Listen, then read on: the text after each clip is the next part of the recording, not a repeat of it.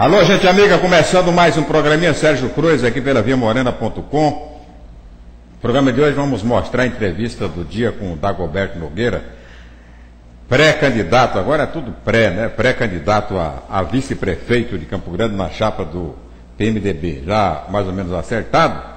E já está tendo reação, né? Grande repercussão na entrevista, reação na Câmara Municipal, já teve um debate acerca dessa pré-candidatura. Ouvi o vereador Loester Nunes, que deixou o PDT e foi para o PMDB por conta de uma encrenca interna, numa disputa interna com o Dagoberto, e que ameaça não ser candidato a vereador, caso este seja realmente o vice do André, aliás, do Giroto. E um discurso que me parece que eu não ouvi direito, eu estava de passagem, do presidente da Câmara Municipal, o senhor Paulo Ciuffi, exatamente contra a possibilidade, né, contra essa coligação do PDT com o PMDB. Mas a gente vai ouvir a entrevista e depois a gente vai ter oportunidade, vamos ter a tarde inteira para colher as repercussões da entrevista do Dagoberto, onde ele praticamente sacramenta a sua disposição de ser candidato na chapa do Giroto para vice-prefeito em Campo Grande, selando o destino do PDT em Campo Grande e mais, né, dando toda a repercussão dessa iniciativa de Campo Grande para todo o estado de Mato Grosso do Sul. Nós falamos ontem aqui nesse programa dois assuntos que a gente abordou aqui nesse programa e no programa Tribuna Livre, que tiveram grande repercussão nas redes sociais, a partir do Facebook. O primeiro deles se refere aos juros da presidente Dilma. A presidente Dilma resolveu, né, encaixar os juros bancários na realidade econômica do Brasil. Então hoje não se justifica mais, aliás, nunca se justificou, né, se cobrar juro tão elevado. O consumidor brasileiro é totalmente penalizado por conta de uma política de restrição, política de controle inflacionário, por desculpa, né? Para não inflacionar, vamos aumentar os juros, tal. O juro, quer dizer, controla a inflação pelo custo elevadíssimo do dinheiro. As pessoas deixam de comprar, as pessoas deixam de produzir, né, porque não tem dinheiro. E quando as pessoas deixam de produzir, começa a faltar emprego. Então a política que era adotada até recentemente no Brasil, que foi quebrada pelo Lula quando assumiu o poder. Lula, na crise de 2007-2008, crise internacional de 2007-2008, mostrou que a coisa tinha que ser exatamente o contrário.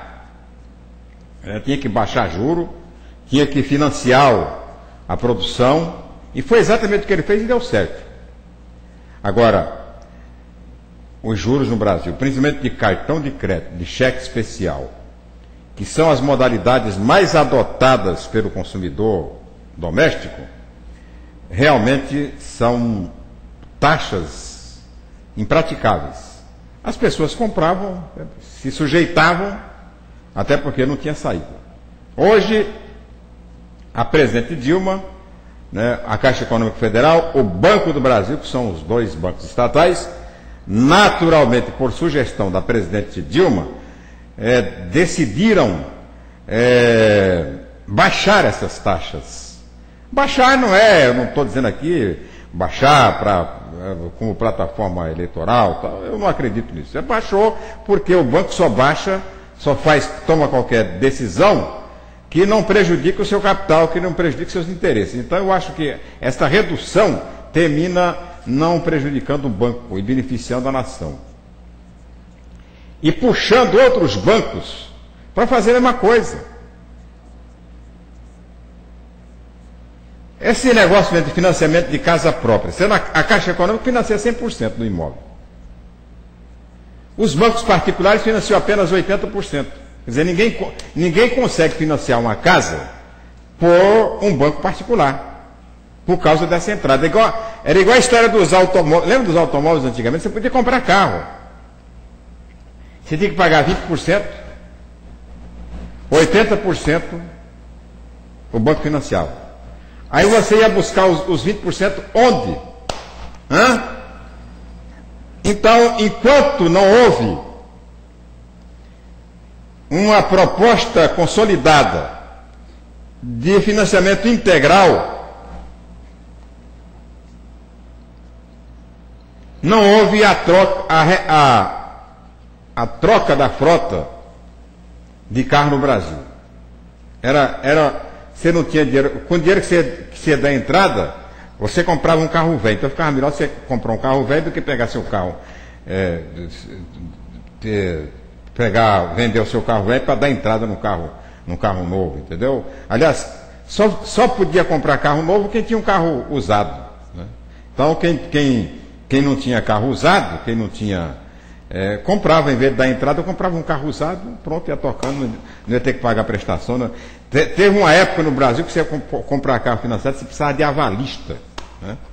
Uma época no Brasil que você ganhava no consórcio, para você tirar o produto que você ganhou no consórcio, você tinha que ter um avalista. Era tudo feito para impedir que o consumidor tivesse acesso ao crédito. Tudo isso numa política numa teoria de que isso era inflacionário. Eu sempre digo aqui, sempre disse que o que inflaciona não é o preço. O que inflaciona é claro, o preço elevado inflaciona. O que inflaciona é o desabastecimento. Porque se não tiver desabastecimento, não tem preço. Se tiver desabastecimento, tem preço. Preço alto. Você vai procurar o produto. Que você precisa do produto. Que você não acha o produto, você paga o dobro para ter o produto que você precisa. É produto de primeira necessidade. Seja para produção, seja para consumo. Isso é que inflaciona. Agora, comprar não inflaciona. O que inflaciona é preço alto. Se o mercado tiver mercadoria em disponibilidade, com facilidade de encontrar por preço módico ou preço realista, você compra e a economia cresce. Então isso aí que o presidente Lula fez, que a presidente Dilma está dando sequência. Mas eu falei do problema dos preços, né? E enfiei o tal do telefone no meio, não sei para quê, né? Só para polemizar. O telefone no meio. Eu falei da história que antes do celular, bem antes, né? Para comprar um telefone, um terminal telefônico, você pagava praticamente o preço de um carro, dependia do número, né? Do prefixo. Eu me lembro de ter comprado um telefone, não sei se 324, 7, sei que lá. Eu dei um carro usado, mas dei um carro usado para conseguir aquele aparelho telefônico. Me lembro de um ponto, né? Um ponto de aluguel, tinha um pequeno comércio, um ponto de aluguel. Eu pagava R$250 de locação pelo imóvel. E aluguei um telefone para colocar lá, pagava R$300. Então é um absurdo, eu nunca entendia isso, por que é tão caro? O que tem de tão valoroso num telefone fixo, né, naquela época, para se fazer tanto sacrifício para poder comprar um aparelho, para poder comprar um terminal telefônico? Eu sempre me perguntava, até que veio a resposta, ficou de graça. De graça você liga lá, o cara te empurra, toma aí. Aí, no debate, né, não faltou quem lembrasse da privatização. Olha, nós temos telefone celular por causa da privatização. Privatizou, Fernando Henrique privatizou tudo. Aí, então nós temos celular, nós temos isso aqui lá, tal. Nada feito, não tem nada de privatização. Ó, privatização e celular e telefone não tem nada a ver. O celular viria com ou sem privatização. Não facilitou, pode ter atrapalhado, mas a mesma coisa. Eu acho até que houve exagero nas privatizações, que o governo, ao invés de criar agência reguladora para os telefones, devia ter mantido uma empresa telefônica para estabelecer a concorrência. Devia ter mantido a Embratel, que já terminou privatizando tudo. Para manter o preço justo da energia elétrica, o governo poderia ter privatizado as distribuidoras, mas nunca privatizar as fornecedoras, né? As hidrelétricas, tal. A hidrelétrica é nossa, não vamos privatizar para poder regular o preço. Porque é monopólio. A energia elétrica é monopólio. Então não tem como você, aqui na rua da Via Morena, aí eu não estou satisfeito com o serviço da Enersul. Se você não estiver satisfeito, corta e fica sem luz. Voz lamparina, porque não tem outro jeito de você colocar aqui energia de outro lugar, de outra companhia. Então é monopólio.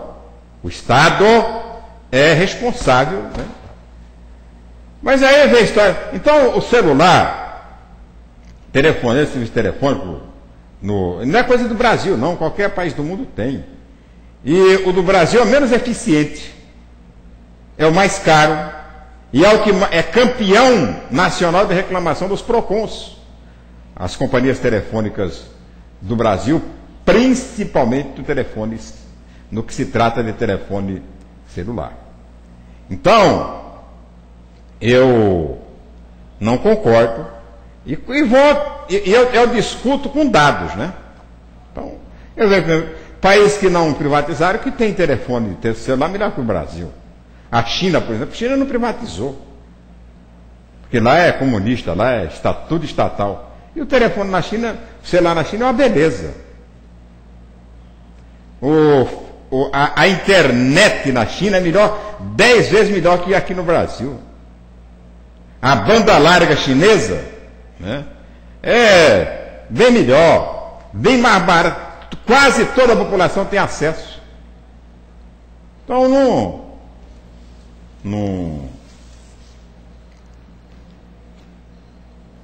vem com essa história, não. Outro assunto que eu discuti ontem aqui foi o problema da tragédia das Moreninhas. Um adolescente que matou 2 irmãos, uma irmã e um irmão. Aí eu estou vendo aqui no jornal que o menor que matou, né, os irmãos, foi espancado na UNEI. Eu consegui identificar pelo menos 2 vertentes de debate aqui, 3, né, de debate aqui no programa e nas redes sociais em cima dessa tragédia. Primeiro, o problema da arma, né? Ter arma em casa. E eu insisto, já não sou contra, eu acho que ter arma em casa é um direito que todo cidadão tem, garantido por lei. Foi feito um referendo, e nesse referendo deu, né, que a maioria dos brasileiros são a favor do direito de ter arma em casa. Não significa porque você tem o direito, você vai ter arma. Você tem que levar em consideração para ter arma em casa alguns componentes. Primeiro, arma em casa vai resolver o seu problema de segurança? Aí você pensa, levanta, né, vê se realmente quantas pessoas conseguiram, né, proteger o seu patrimônio, sua família com uma arma de fogo. Vai fazendo as contas. Não tenha pressa, faça as contas. Levanta, vai na delegacia, levanta lá os BOs, né, tal. Vê a crônica policial nos jornais todo dia. Vai ver. Depois você aproveita para ver também O outro lado da arma em casa, que é o mais perigoso para você, para sua família. Esse cidadão da Moreninha aí, ele tinha uma arma em casa para proteger a família dele. E ele tinha o direito de ter a arma porque ele tinha sido policial, quer dizer, então, era policial aposentado, tem muitas pessoas que não gostam, que marcam e tal. Ele tinha arma em casa. Ele tinha arma em casa para se proteger, para proteger a família. Ele terminou perdendo a família inteira, né? Porque acabou a família do cara. Quer dizer, compensa ter arma em casa. Outra coisa, ter arma em casa, é um direito que você tem. Que você não pode transferir para seu filho. Seu filho ele tem o direito, você tem o direito, seu filho tem o direito, sua mulher tem direito, seu cunhado tem direito. Tá. Então você tem a arma em casa, se ela representasse perigo apenas para você, que é o dono da arma, tudo bem, não tem problema nenhum. Se acontecer alguma coisa, vai acontecer com você. Mas não é assim. Com você é com quem menos pode acontecer. Vai acontecer com seu filho, com a sua mulher, com um terceiro que você não vai resistir uma hora, vai pegar a arma que está em casa, vai botar na cinta, vai sair na rua, e numa briga de trânsito vai terminar matando uma pessoa. Então essas coisas, você pode ter arma em casa, mas você tem que ter a consciência de que ter arma em casa é um perigo. Menos para você, muito mais para a sua família. É a mesma coisa de criar uma cascavel em casa. Você é amigo da cascavel, a cascavel não vai te picar, porque ela é sua amiga. Você conhece o jeito dela, você conversa com ela conversa com você e tal. Então, essa cobra não vai te pegar nunca. Mas e quem me garante que essa cobra é amiga do teu filho? Você vai criar um pitbull na sua casa, um pitbull, você doma um pitbull, né? Mas quem garante que o seu filho vai domar o pitbull? Que o pitbull vai respeitar o teu filho e tua mulher? Ninguém pode garantir. Porque são muito comuns os casos de pitbull que atacam os seus donos. E principalmente filho de dono e mulher de dono de pitbull. Então, o que eu tenho tentado fazer aqui nesse programa e em outros programas que apresentei por aí, é criar esse nível de consciência, passar esse nível de experiência para as pessoas que acham que a arma vai resolver o problema dele. Então essa é a segunda vertente da tragédia das Moreninhas. E a terceira, o caso da adoção. Eu tenho acompanhado profundamente magoado e triste até com as pessoas que acham que o filho adotivo é um estranho, que o filho adotivo pode ter reações totalmente diferentes do filho natural, do filho legítimo. Eu acho um absurdo isso, achar isso, né? Que o filho é diferente, né? Ele é diferente, ele tem o DNA dele é outro, tal, pode. Eu conheço filhos adotivos que são muito mais filhos do que os próprios filhos naturais. Se você pegar uma lista de adotivos famosos, você vai ver que não tem os tarados filhos adotivos, né? São pessoas normais e que tem a cultura, né? E o próprio comportamento é ditado pela convivência, né? Sobretudo quando é adotado pequenininho. Você pega como o caso desse adolescente, esse bandidinho delinquente lá da Vila da Moreninha. Ele foi adotado pela família novinho, recém-nascido. Então tem tudo da própria família. Tem até o DNA da própria família que está ali, todo dia aprendendo, tudo aquilo que ele aprendeu, que ele sabe na vida, aprendeu com a família. Então a família dele não é a família da mãe e do pai biológicos, é a família onde ele foi criado. Ele chegou lá nos primeiros dias. Então não justifica, gente. Essa campanha, eu vejo uma campanha até meio sórdida, né? Contra a adoção, olha, a adoção dá nisso. Não tem nada a ver. Nada a ver. E por fim, a questão da maioridade penal. Vim com a história de que pegou a arma matou os irmãos porque queria brincar com a arma do pai. Isso aí é uma loucura, uma barbaridade. Quer dizer, não é uma barbaridade ele fala isso, é uma barbaridade de acreditar nisso. Que vai, eventualmente, pegar uma arma para brincar, é um guri de no máximo 5, 6 anos. No máximo 6 anos. Porque a partir dessa idade, todo guri já sabe que arma de fogo mata. Pois ele já viu na televisão, alguém já contou para ele. Ele sabe tudo, ele viu na internet, porque hoje guri com 3, 4, 5 anos já está, né, surfando, navegando tranquilamente na internet. E esse garoto de 15 anos não é nem um imbecil. Ele sabia onde estava a arma. Ele foi buscar a arma e matou os 2 irmãos porque ele queria matar. Ele devia ter um motivo para fazê-lo. E ele sabia que ia fazer e não ia acontecer nada com ele, porque ele era menor de idade. Sabia tranquilamente, porque hoje qualquer adolescente, qualquer criança acima de 10 anos de idade sabe que até os 18 anos ele pode fazer e acontecer que não vai acontecer nada com ele. Então são coisas que está na hora, são tabus, né? Que está na hora da sociedade brasileira tirar debaixo do tapete e mostrar com toda a transparência para a realidade brasileira. A discussão da maioridade penal. Isso tem que ser discutido. Isso tem que ser analisado. Isso tem que ser mostrado. Porque não é possível, né, que a gente continue alimentando essa impunidade aí. Porque é menor idade. Quer dizer, então vamos discutir isso.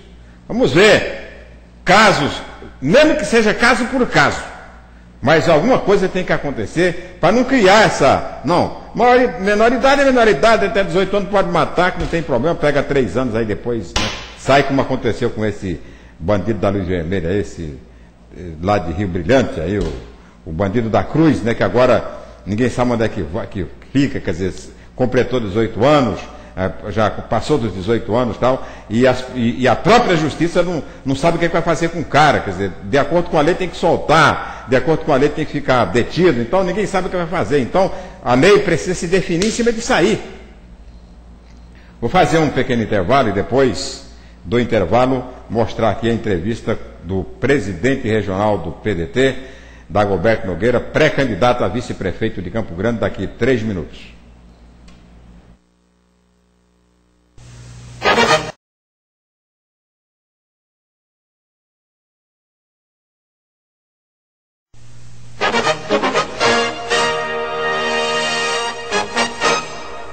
Entrevista do dia, você fica ligado. Olha, essa entrevista é importante, eu gostaria que você ouvisse e acompanhasse, porque eu tenho falado aqui, você que vê esse programa todo dia, e já faz, aqui na Via Morena, vai fazer 5 anos, né, que eu apresento esse programa. Esse caso aí, você vai ver que nós estamos cheios de razão, à medida que há muito tempo a gente vem falando exatamente o que está acontecendo, a gente falou exatamente há muito tempo que a gente vem falando, que o PDT, a tendência do PDT era apoiar a candidatura do PMDB para a Prefeitura de Campo Grande. Tudo caminha para isso, na palavra do próprio presidente do PDT, que é pré-candidato a vice-prefeito numa chapa encabeçada pelo Giroto, do PMDB. Vamos então à entrevista do dia com o ex-deputado Dagoberto Nogueira. Ele está mais próximo de quem? Será que ele vai falar para a gente, Sérgio? De quem que ele está mais próximo do PT, mais próximo do PMDB, para que lado ele vai, para que lado ele pensa? Está todo mundo, os coleguinhas, está todo mundo ouvindo a gente agora, já para começar a publicar daqui a pouquinho, assim que acabar o programa, viu, Dagoberto? Sérgio. Dagoberto, bom dia, tudo bem com você? Bom dia, Sérgio, é um prazer muito grande estar conversando com você e com seus ouvintes. Bom, todo o noticiário desses últimos dias leva a crer que o PDT realmente vai deixar o bloco de oposição. Você, na última vez que esteve aqui no programa, disse que ficaria na oposição se a oposição tomasse juízo aí, se tivesse a competência de se juntar numa candidatura única, ou pelo menos 2 candidatos. Isso é que leva você a tomar essa decisão de deixar a oposição? Olha, Sérgio, logicamente eu vinha defendendo essa posição e eu imagino a situação que fica essa questão da pulverização. Lógico que isso só favorece a candidatura do PT. E não tenho nada contra isso, a candidatura do Wanda. O Wanda é meu amigo, eu tenho uma relação muito forte de amizade com ele mesmo. Mas é uma candidatura que, tanto a minha, como ele queria, né? A minha, a do Alcides Bernal e a dos demais candidatos, nós ficamos sem palanque e sem estrutura. Então, como é que você faz hoje uma campanha, Sérgio Cruz, na capital do nosso estado, uma campanha cara, sem recurso, né? Sem estrutura e sem palanque? Porque no palanque do PT, logicamente, vai subir o Zeca, vai subir o Delcídio, como no do PMDB sobe o André Putinelli, sobe o Nelsinho, mas e no meu? E no do Alcides Bernal? Então, isso daí é que eu tentava convencer. E eu, para ser boi de piranha só, para poder levar para segundo turno, não topo mais, Sérgio. Chega. Eu quero ser candidato, mas com a possibilidade de ganhar as eleições. E achava que naquele momento, se nós tivéssemos uma grande união e com um nome mais forte, isso logicamente medido através de pesquisas quantitativas e qualitativas, e essa pesquisa pudesse sinalizar quem seria o candidato, eu acho que era uma coisa coerente.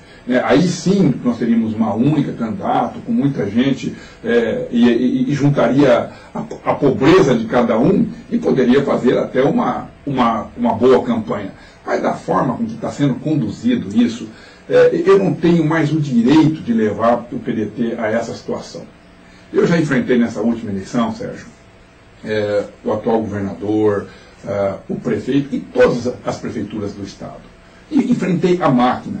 E fiquei com o Zeca, porque naquele momento eu tinha uma gratidão muito grande pelo Zeca. O Zeca tinha me feito presidente do Detran, me deu uma possibilidade de mostrar lá meu serviço lá no Detran, e nós, não sei se você se lembra disso, mas nós transformamos aquele órgão, modernizamos, combatemos a corrupção. Era um órgão que naquela época, Sérgio, documentos, nós estávamos conversando sobre esse assunto ontem, documento do Detran aqui do Mato Grosso do Sul, as pessoas não pegavam lá fora. Eu tinha carros aqui que foram legalizados até por autoridades na época, e até alguns deputados na época tinham esses carros que foram legalizados com nota fiscal de peixe. Então era um Deus me acuda esse Detran. E nós conseguimos consertar, transformamos no melhor Detran desse país. Aí o Zeca me deu outra oportunidade, fui para a segurança pública, me deu liberdade para trabalhar, montei os conselhos comunitários, fizemos aqui a lei seca, e fizemos a primeira campanha de desarmamento, quando ninguém nem falava sobre isso, e da lei seca ainda, ninguém falava sobre isso, e nós fizemos, diminuímos os índices de violência. Ou seja, o Zeca me deu oportunidade. Eu fui secretário de produção, foi quando trouxemos essas usinas de álcool de açúcar, essa grande indústria de papel que está em Três Lagoas. Eu fui por 2 ou 3 vezes para os Estados Unidos atrás dessa indústria, uma vez com a prefeita Simone Tebet, outra vez com o Zeca, outra vez sozinho. Enfim, eu tive a oportunidade de mostrar serviço. E fui eleito um dos deputados federais mais votados em função disso. E devia esse mandato ao Zeca, porque ele me deu a oportunidade de eu poder mostrar a nossa competência. E quando o Zeca precisou de mim, logicamente eu não abandonei. Só que aquela eleição, Sérgio, era uma eleição só minha. Se eu perdesse, fui eu que perdi e acabou. o prejuízo era só meu. Agora não, Sérgio. Agora eu tenho 54 candidatos a vereadores no PDT e que não querem mais passar por aquela situação que nós passamos. Nós temos uma eleição paupérrima, nós esperávamos que nós teríamos recursos federais, esses recursos não vieram, mas nem mesmo assim nós não desistimos. E eu tinha uma eleição, eu não sei se você se lembra disso, Sérgio, uma eleição praticamente ganha. Eu perdi nos últimos dias. O Ibope me deu 14% de frente nos últimos 12 dias. Então, a eleição para mim era muito possível. A do Zeca era difícil. Mas o Zeca também chegou num determinado momento da eleição, com aquele episódio ali do Rio, numa condição muito boa. E nós achávamos que podíamos ganhar. Mas eu tinha certeza da minha vitória. E no fim perdi por falta de estrutura, por falta de companheirismo político. Porque até o próprio PT me abandonou. Eu tive muitos prefeitos do PT que não me apoiou, eu tive muitos candidatos a deputado estadual, federal do PT que não me apoiaram. Então, mas nós lutamos. Eu não me arrependo, eu achei que cumprimos um papel importante, ajudamos nesse processo democrático, e naquele momento o André era muito forte mesmo. E o candidato que ele apoiava, o Serra aqui, no Mato Grosso do Sul, era muito forte, tanto é que fez 62%, enquanto que a Dilma fez 38% no primeiro turno. Então, havia essa diferença, e o André se aproveitou bem disso, e ele estava bem aqui no governo, tinha lançado aquele IMS forte, tinha feito vários acordos com os prefeitos, lançando obra em quase todos os municípios, e foi muito difícil de enfrentá-lo. E perdemos as eleições. Agora não, Sérgio, eu reuni com os candidatos a vereador e eu assumi um compromisso. Eu não vou ser inconsequente com o PDT. Se eu não me viabilizar politicamente e financeiramente, eu não serei candidato, apesar de que eu estou numa condição muito boa de pesquisa. Mas não é só em função de pesquisa, porque vai ser que nem da outra vez. Nós começamos numa condição muito boa e termina muito mal, porque não tem a famosa estrutura para você terminar essa campanha. Então, os nossos candidatos a vereadores também entenderam que nós tínhamos, então, que fazer uma aliança, e aí essa aliança teria que ser com o Giroto, até porque o outro lado não me deu a oportunidade de eu poder ser esse candidato. E acho que essa semana, o governador ontem estava no Rio de Janeiro, vendo uma questão de uma dívida que o Estado tem com a Petrobras. Estava ele e o Giroto lá. Hoje eles devem estar em Brasília, deve estar chegando em Campo Grande o governador, mas o Giroto não vem. E aí, depois disso, a intenção nossa é dele formalizar isso. Nós queremos fazer à luz do dia, uma coisa clara, transparente, para que ninguém ache que teve alguma vantagem pessoal disso. Enfim, ele fazer uma proposta do que vai caber ao PDT, se ele vai dar a vice, se ele vai dar, que espaço que ele vai dar na futura prefeitura, porque nós também queremos ajudar a governar. Nós temos gente capacitada para isso, nós temos as nossas ideias, nós queremos implantar a educação de tempo integral, que é a grande bandeira do PDT, enfim, essas coisas que a gente sonha em um dia poder ajudar a Campo Grande. E com isso aí, nós vamos estar aí esperando esse documento por parte do PMDB, que eu acredito que deve acontecer até o final dessa semana, e aí eu vou reunir o PDT, vamos discutir essa proposta, e se a proposta vier da forma que nós estamos esperando que ela venha, logicamente nós vamos decidir por essa união entre o PMDB e o PDT. O senador Delcídio Amaral e o deputado federal Wander Roberto estão tentando em Brasília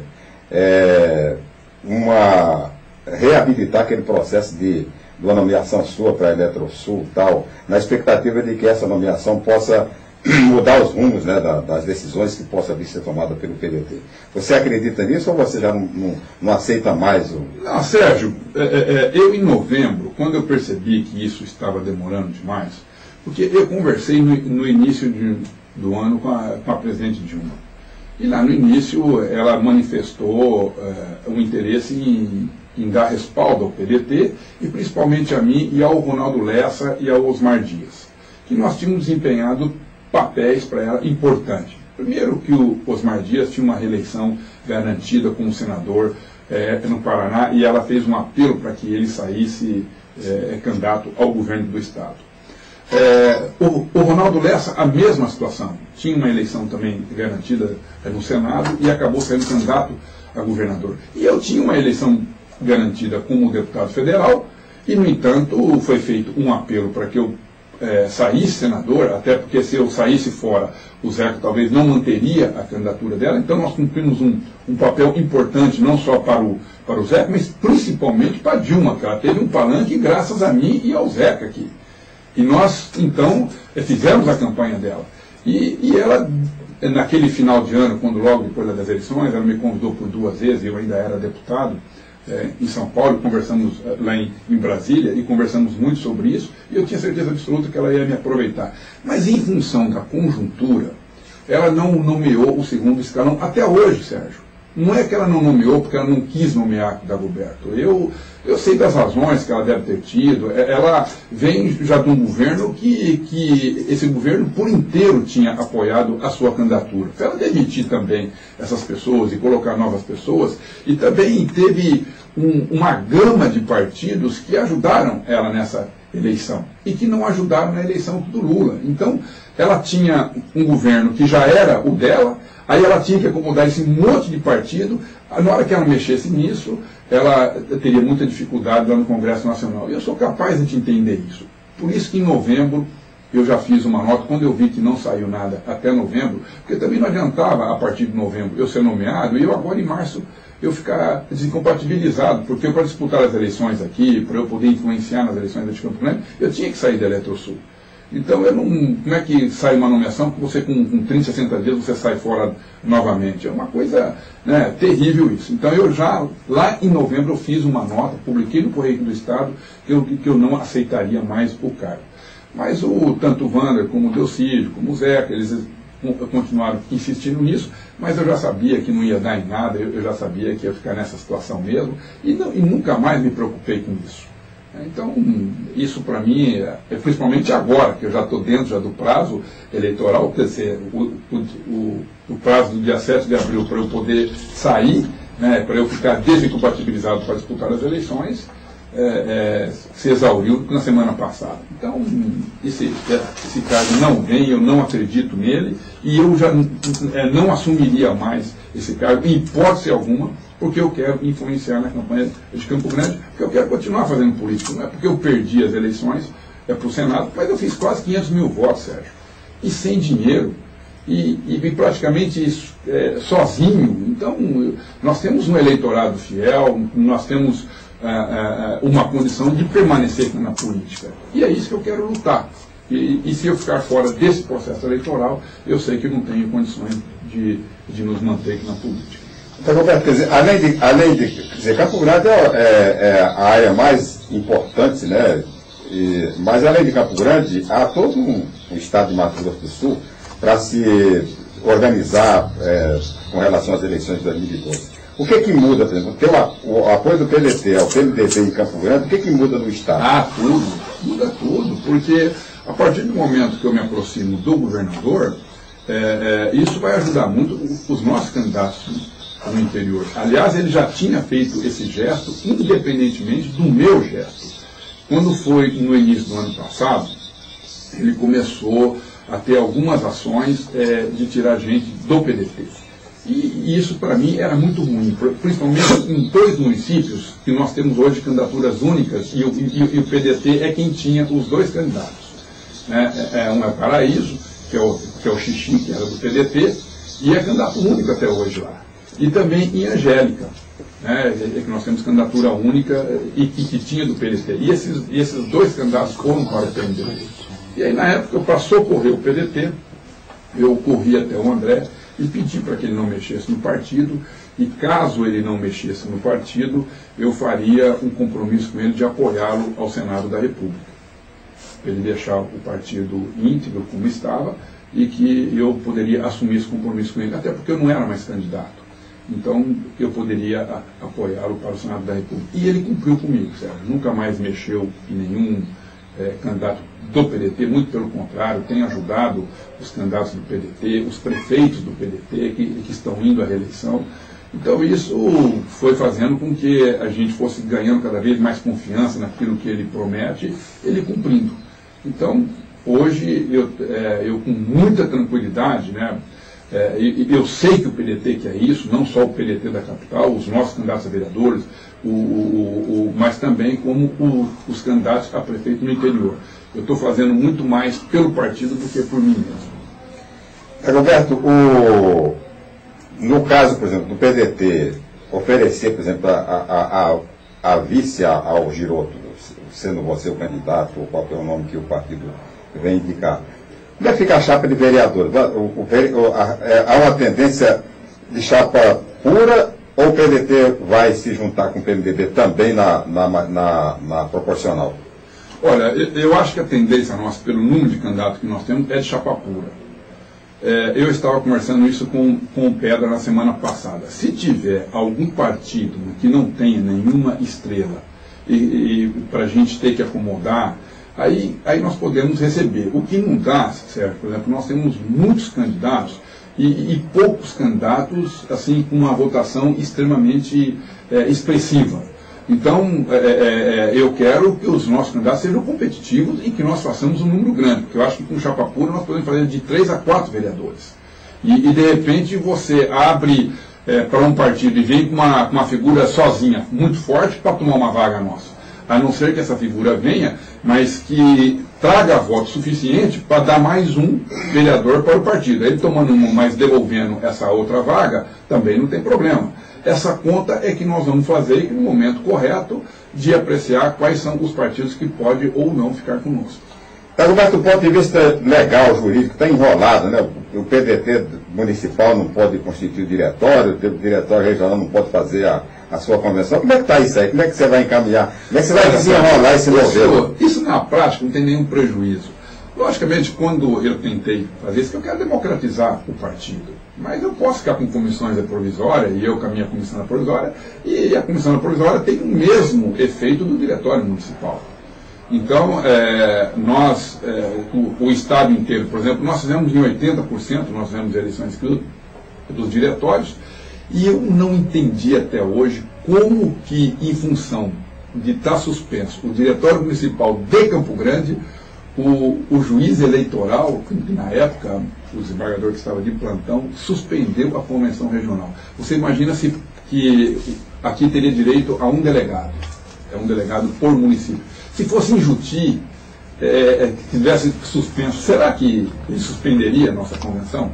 Quer dizer, foi uma coisa arbitrária, absurda que aconteceu, mas que também não leva nenhum prejuízo, porque agora a única coisa que era 71 pessoas para decidir pelo regional, agora fica em 9. E esses 9 eu tenho comando absoluto disso, são 9 amigos meus, são 9 pessoas que eu indiquei. Então, nós é que vamos administrando tanto o diretório de Campo Grande, tanto é que eu agora incluí o Pedra na executiva regional, já nessa provisória, que ele não estava como ele estava no diretório municipal, até para ele poder também influenciar aqui no diretório municipal, nas decisões municipais, porque vão ser decididas, se continuar suspenso, pelo diretório regional, porque o diretório regional tem essa força. O teu projeto político, todo mundo sabe que, pelo menos o primeiro item do projeto seria ser prefeito de Campo Grande. Essa aproximação sua com o PMDB pode antecipar esse seu projeto? Você previu isso? Estou apostando nisso, Sérgio. Eu estou apostando de que esse momento eu posso ajudar o Giroto a ser prefeito, e eu espero que com isso ele me ajude também algum dia eu realizar o meu sonho de ser prefeito de Campo Grande.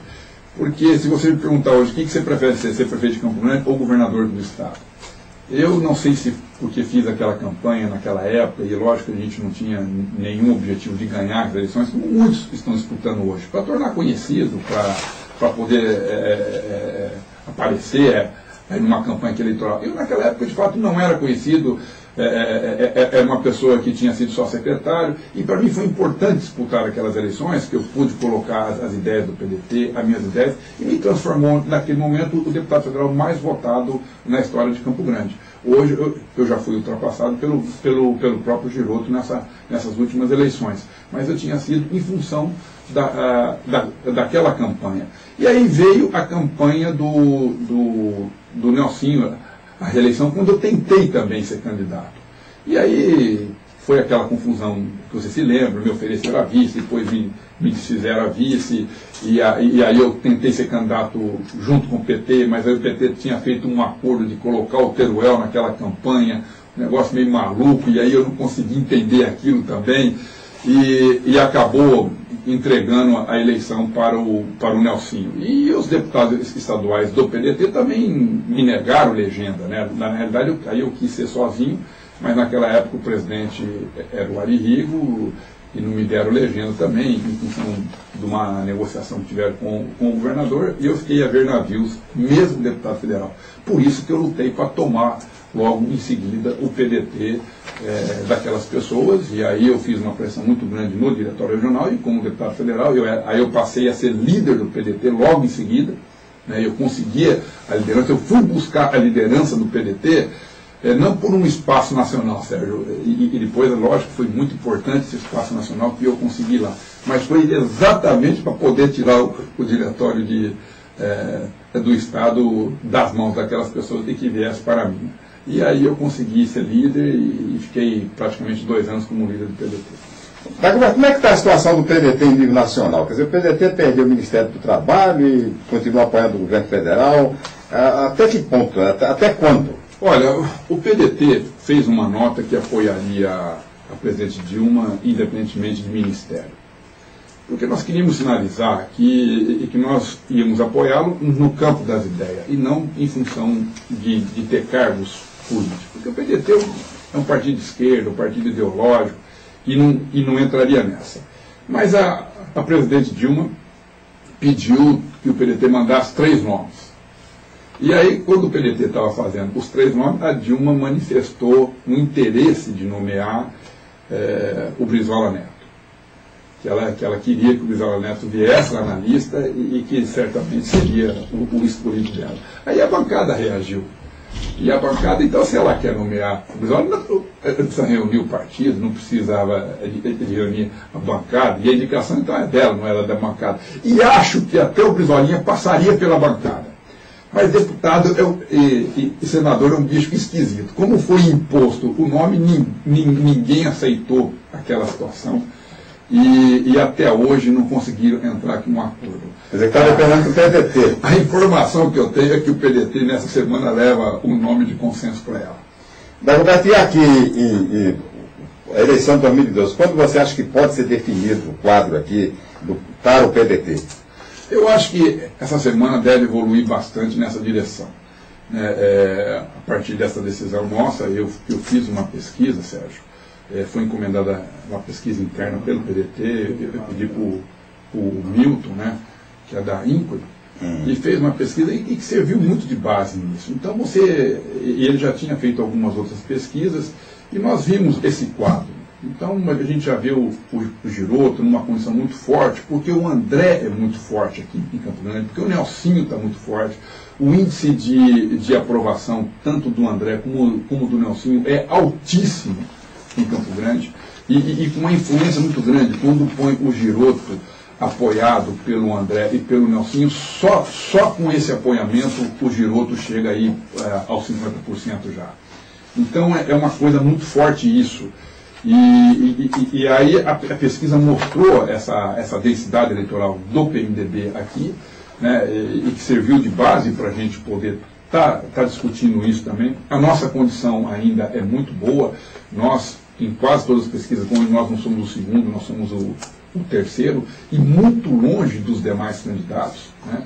Então eu acho que se tiver mesmo essa definição dessa união entre o PDT e o PMDB, eu tenho a impressão que dificilmente vai ter segundo turno aqui em Campo Grande. Muito obrigado por mais essa entrevista, né? E boa sorte para você, e você vai ser entrevistado permanente aqui no programa, né? Como todos os demais candidatos nas próximas eleições. Eu que agradeço a oportunidade, estarei sempre à sua disposição, Sérgio. Aí foi a entrevista do dia com o Dagoberto. E já está tendo repercussão, grande repercussão na Câmara Municipal, discurso, debate dos senhores vereadores, que a gente no próximo programa vai mostrar aqui. É uma candidatura muito controvertida, muito discutida e indiscutivelmente termina dando praticamente uma reviravolta na história da eleição em Campo Grande, porque o Dagoberto é o terceiro nas pesquisas hoje, nas pesquisas internas de todos os partidos. O Dagoberto aparece em primeiro lugar, aliás, em terceiro lugar. Em primeiro lugar ainda inclusive na pesquisa interna encomendada pelo próprio PDT, em ligeiro declínio, o nosso colega de rádio